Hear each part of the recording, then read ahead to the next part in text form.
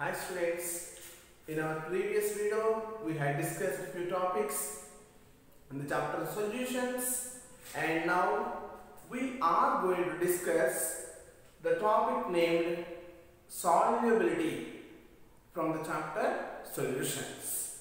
Yes, this is one of the important topic of this chapter and an easy topic once we can clearly understand the basic concept here.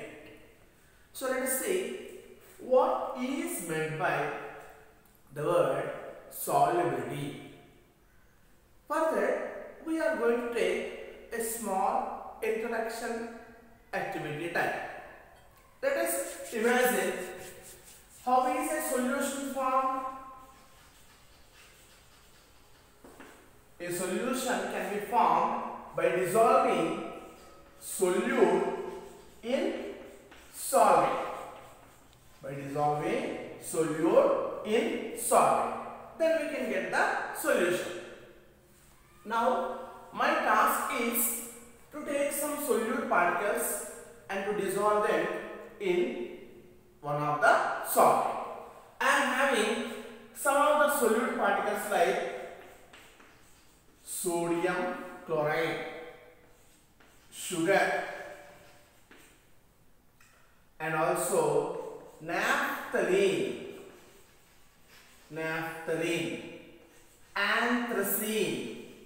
Means I have taken 4 different solute particles, and some solvents also I am using. This is the NaCl, sugar, naphthalene and anthracene. 4 different solutes are there, and the solvent what I am taking is, one of the solvent is H2O, another solvent is benzene. If you study H2O like water, we have discussed in the equilibrium chapter, it is having some dissociation constant 1 into 10 to the power of minus 14. Means the water will be dissociating as H plus and OH minus in its ionic state. Shall we call this is an ionic solvent? What is this? An ionic solvent. But what about benzene? Benzene, we know it is an organic compound. These organic compounds are non-polaric in nature. Organic compounds are non-polaric in nature. So if you want to apply the ionic solvent, you can also call this one as a polaric solvent. What can you also call this one as a polaric solvent? What is a polaric solvent? But benzene C6H6 is an non-polaric solvent.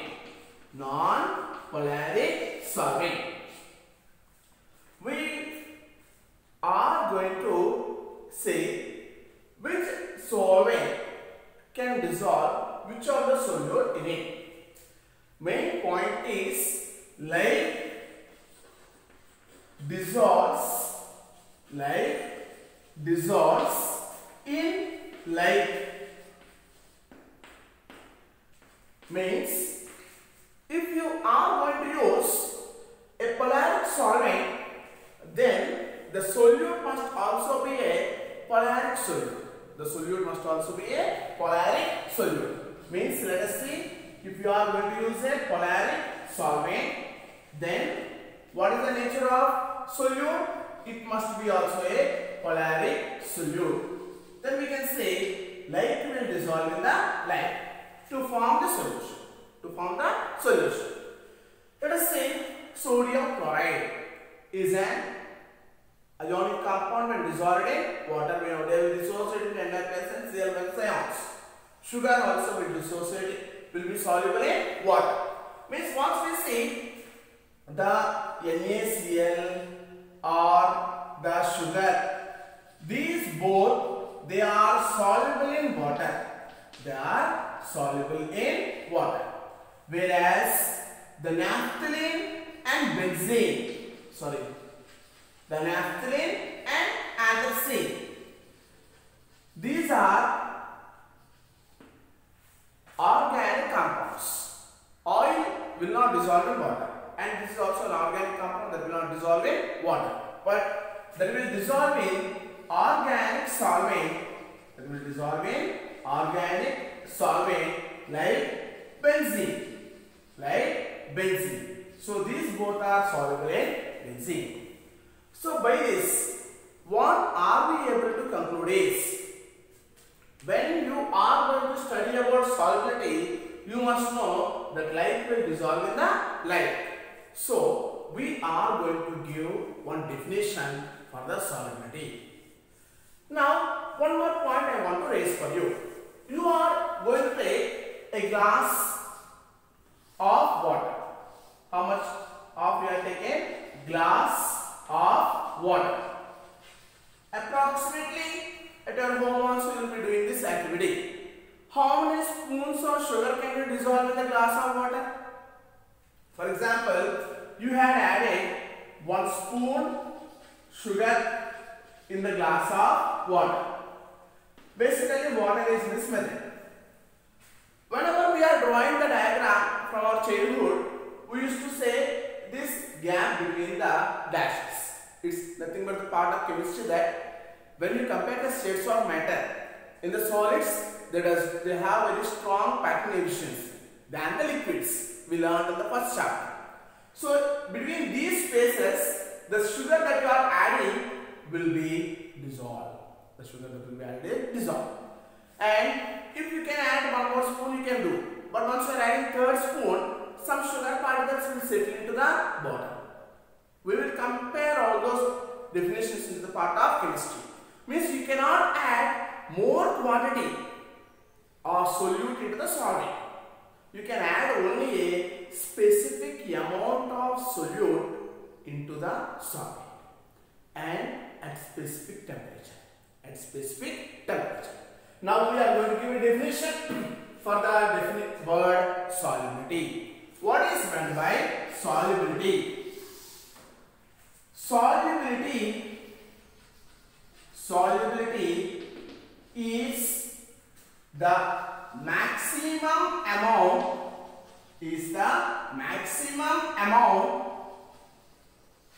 of a substance that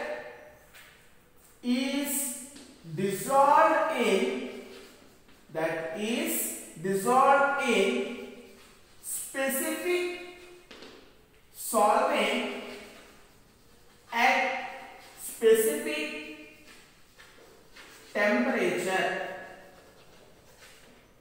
specific temperature. Use the word here, specific solvent. Polaric solutes will dissolve in polaric solvents. So specific solvent at specific temperature. So that's the main definition for the solubility. Now let us get an explanation in detail about what are the kinds of levels we get under the word concentration term when we are dissolving a solute into the water. Let us see here. Let us see some definitions here under the heading solubility. Let us come back to the situation where we have chosen a beaker having some amount of water. This is our solvent. I have mentioned it is only water, means there is no solute. There is no solute in it. But you are going to add some amount of solute in the water. I want to use maybe NaCl. When we are adding the solute into water, these solute particles that we are going to add, they will be occupying the intermolecular space between the water molecules. We have added some amount of solute. From the amount of solute, only particles, only few solute particles will be soluble in the solvent. Will be soluble in the solvent. And that is the process we call as dissolution. What is the process we call as the dissolution? Dissolution. Dissolution. I am repeating the point. When we add the solute into the solvent, only some solute particles are soluble in the solvent. That is called dissolution. By this, what is happening is, in the solvent, the concentration of the solute is increasing. The concentration of solute is increasing. When solute is added into the solvent, some solid solute particles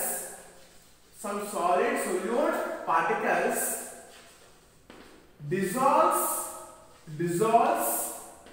in the solvent, forming the solution. This is known as, that is, the process is known as dissolution. What is the process called as the dissolution? Here we have studied what is happening, but we have raised the point some solid solute particles are only dissolving. Now let us see, solute has dissolved in the solvent. What to form? To form the solution. So in this solution, some solute particles are present. And the remaining solute particles which are not dissolved in water, the remaining particles, shall we say some remaining solute particles are present. Remaining solute particles are present which are not dissolved in water. What happens is, these will be moving. Which one? The remaining solute particles and also the solute particles that is present in the solution. They will collide with each other. And they start settling at the bottom. That's what we can call, they form in the form of crystals, or it is known as the crystallization. It is called as the crystallization. Some solute, that is some solid solute particles collides with the solute in solution. The solute in solution, forming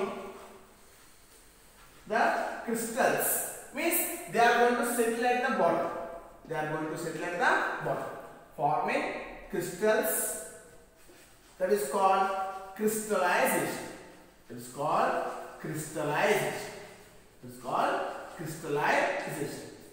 So we have two terms introduced now. One is dissolution and another is called crystallization.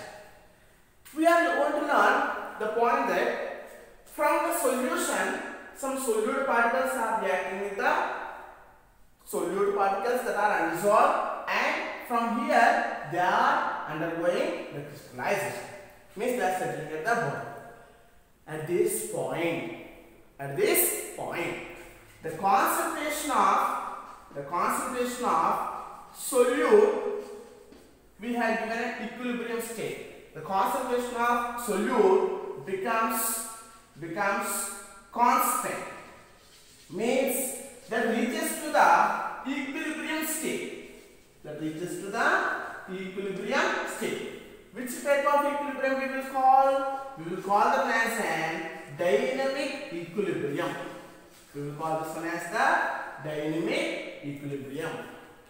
Now let us see, after achieving this dynamic equilibrium, no more solute, means if you go on adding, if you are going to add the solute into the solution, does that will be dissolved? It will not be dissolved at that given temperature. Means at the same temperature and pressure. So we will be having two more terms that we are going to study now. We had raised the point that when we are going to add the solute into the solvent, when we are going to add the solute into the solvent, if at all this solute is soluble into the solvent, if the solute is soluble into the solvent, means we can add some more amount of solute into the solvent. At the time we call it as an unsaturated solution. What do we call unsaturated solution? Is the one in which more amount of solute can be added into the solution. More amount of solute can be added into the solution. So now after adding the solute into the solvent, it is becoming the solution. Now we had already came to know that the solute particles that we are added, there will be two types. Some of them will dissolve into the solvent and form the solution, but some of them remains in the undissolved state. They will collide with the solute particles that are present in the solvent and they will crystallize down. That is, crystallization takes place. Means when you are now going to add some more amount of solute, it is not soluble in the solution. It is not soluble in the solution. That type of solution we call as an saturated solution. Saturated solutions are those in which no more solute can be added. No more solute can be added. No more solute can be added at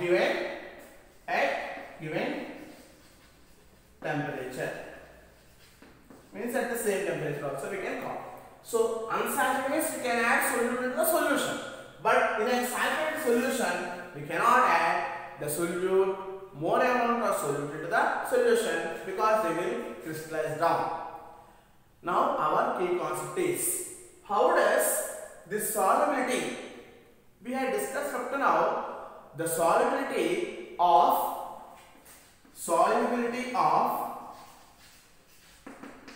solid plus liquid solvent. Solid solute plus liquid solvent. There are two types of solubilities we will discuss. That is, one is solubility of solid solute in liquid solvent. In all these cases, our solute is the solid state. So we have discussed about the solubility of a solid solute in the liquid solvent. Now observe the point children. When we are dissolving the salt or sugar in water, when we touch the beaker, we don't find any heat is evolved.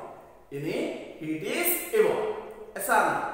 But let us observe, we are having the water as solvent.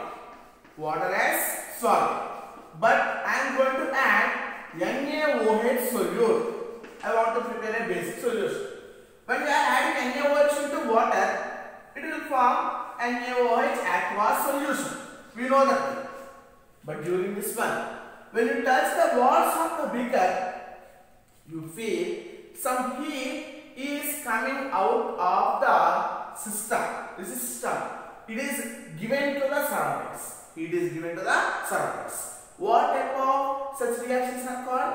They are called as the exothermic reactions. But now when we are dissolving generally, the salt or sugar in the water, no heat is evolved. So they are not called as exothermic reactions. Then we can call, how do we can call? Means, if you are going to dissolve some more amount of solute into the solution, you can raise the temperature. You can raise the temperature so that between the water particles, liquid that will be trying to have a space between them. In between those spaces, the solute particles can occupy. So the main condition to increase the solubility of solute in the solution is, that is to increase the temperature in the case of endothermic reactions. In the case of endothermic reactions. So we can call this one as factors affecting the solubility. Factors affecting the solubility in case of solid solute dissolved in liquid solid. Solid solute dissolved in liquid solid. See, the first factor is, in case of endothermic reactions. In case of endothermic reactions, means where reaction will take place by supplying the heat to the system. In case of endothermic reactions, solubility will increase. Solubility will increase with increase in temperature. With increase in temperature, because endothermic itself means it can take the heat and then it can bring the space between the water molecules where we can dissolve the solute in it. So in case of endothermic reactions, solubility will increase with increasing the temperature.